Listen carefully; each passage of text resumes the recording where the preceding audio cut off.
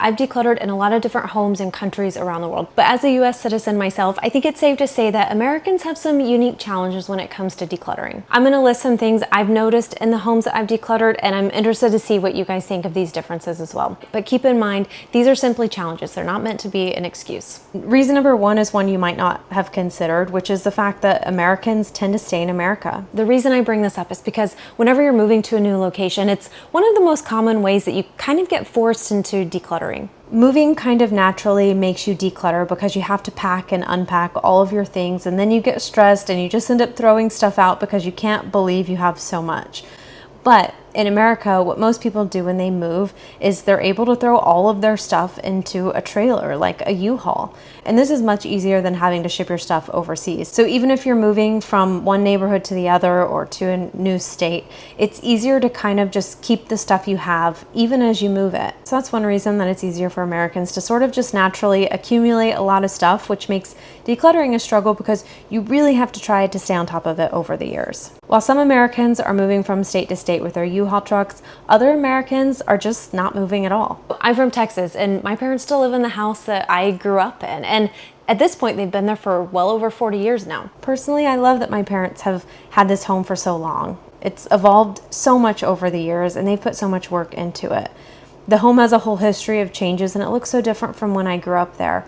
But this can make decluttering difficult because generations and generations of clutter can build up in a single home, especially when you've raised kids. I can raise my hand and say I still have a couple things there that I need to grab on my next trip home. If you're really diligent and you maintain your clutter every year, then you can keep it under control. But if you ever have a difficult season of life where you get injured or lose your job or lose a loved one, which is often the case with my clients, then once your home gets out of control, it can be hard to rein it back in. So it's hard enough sometimes to keep your own stuff under control, but many Americans have more than one generations of stuff that they're trying to manage in their home. In my experience, unless an American home is very new and very modern, it probably doesn't have the greatest built-in storage options. I've worked in a lot of American homes. I've lived in a lot of American homes, and I think it's safe to say that a lot of them don't have good closets. Maybe there's a closet in one bedroom and a hall closet in another, and that might be all when it comes to built-in storage. And then other than that, all you have is kitchen cabinets. And when you don't have lots of closet or cabinet space,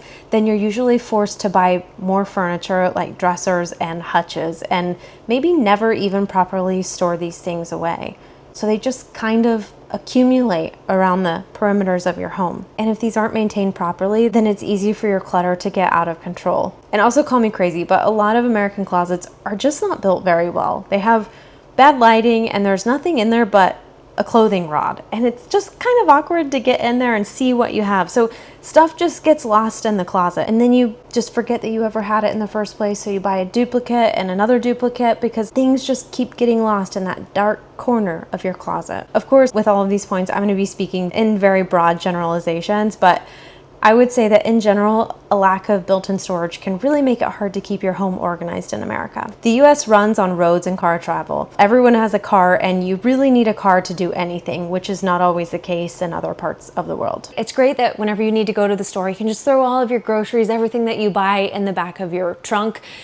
The car can kind of do all the heavy lifting for you, but this is also a double-edged sword because when you do have a car, it's so much easier to bring a lot of stuff home. With a car, it's easier to pick up that piece of furniture that you see at a garage sale that you might not need. I know I did that. Homes just naturally accumulate stuff over time, and especially if you're shopping a lot and bringing stuff home in your car all the time, you can fill up a pretty big home in no time. But on the flip side, you can also use your car to take stuff out after you've decluttered it, but that's harder to do, and it's not quite as much fun as bringing things home. One of the hardest things to declutter is furniture, and Americans tend to have a lot of furniture pieces, probably to make up for all the lack of storage. In my book, we reference furniture as the clutter that's just hiding in plain sight because it's always there and it always seems to accumulate, especially in American homes. And nobody questions it because it's just been there forever and it would be too much of a hassle to replace it. On top of this, a lot of Americans hand down furniture pieces as family heirlooms, whether it's a table or a hutch or antiques. A lot of people I've worked with are hesitant to get rid of their old pieces of furniture that were passed down to them from their parents or their grandparents, which I totally understand. But decluttering and keeping these big pieces of furniture under control is a big challenge, which I think in America can be especially challenging. Not only do American-sized homes accumulate bigger things, the traditional American detached home typically requires more maintenance than, say, a high-rise apartment. In American homes, you're more likely to acquire a lot of DIY supplies, maybe power tools, painting supplies, ladders, things to patch your roof when it needs repaired, extra tiles, extra flooring. And then if you have a yard, that presents a whole new amount of gadgets that you have to consider having for your backyard. The list just goes on. In our Miami series, this couple had a lot of supplies in the event of a hurricane, which isn't outrageous because their home was flooded by a hurricane just a few years prior. What this ultimately means is that American homes require more supplies that need to be stored, and a lot of these can last for years at a time, like paint. It just adds up over time, and ladders and tools take up a lot of space, which can take away from having space to store other things, which then just makes the pile bigger and bigger. I've waited this long to talk about the size of American homes, but it's not just that everything's bigger. It's that we have these extra spaces in and around our home, like the garage and the attic and the back shed that everybody's forgotten about back there. I've decluttered in some homes and apartments around the world that are quite big, but when I work in an American home, there are of course the big rooms, but then there's also the basement. And we have lots of stuff in the basement. And there's also the garage, and we have a lot of stuff in the garage. And there's also that shed in the back that we've forgotten about that's full of stuff I haven't opened in years. I can definitely say that I tend to do more heavy lifting when I declutter in an American home than when I do abroad, like carrying things from the garage to the house and back. And when one of these spaces like the basement gets really cluttered, it can be a really big task to get it back under control. But there's also a lot of ways that Americans have it easy. I love when I'm decluttering in an American home and we have furniture we want to get rid of, so we just put it out in the neighborhood with a sign that says free, and somebody comes and takes it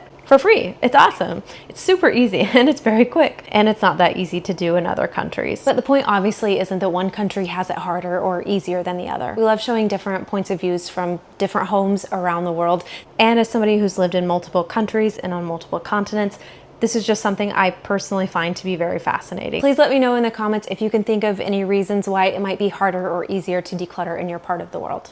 Bye! To check out the Spacemaker method in real homes around the world, catch our Sunday series every Sunday for real-life decluttering, or watch our Friday Focus videos for short and sweet videos designed to help you strengthen your declutter muscles. And if you really want to kickstart your spacemaking journey, grab a copy of The Mindful Art of Spacemaking, available in both hard copy and ebook.